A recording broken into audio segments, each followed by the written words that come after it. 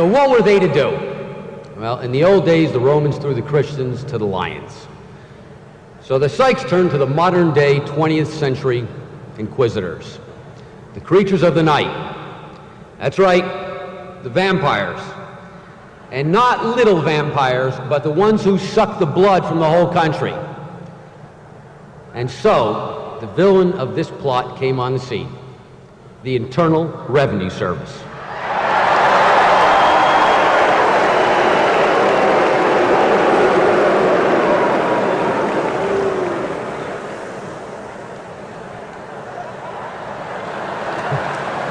Okay. How did the Psychs manage to recruit the IRS? More easily than you can imagine. You've already seen how the government was working hand in glove with the Psych movement. But the connection was even more tangible. The DC Medical Society was the sponsor of the Siberia USA plans. Their attorney was a woman named Charlotte Murphy. And when their grand plan of Siberia USA fell through, she needed a new job.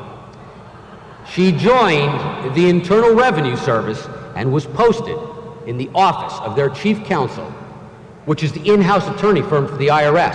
And just that simply, the IRS became the active force to destroy Scientology, because Charlotte Murphy's assigned functions at her request were to deal exclusively with any matters Scientology in nature. It was a task she wasted no time getting active with.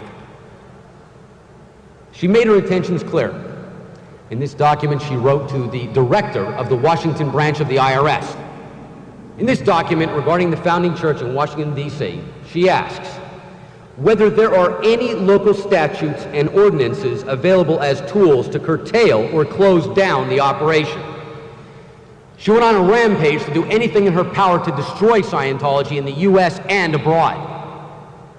For her efforts, she was awarded handsomely and even was promoted years later and became a judge in the U.S. tax court. Here you can see a picture of Charlotte Murphy.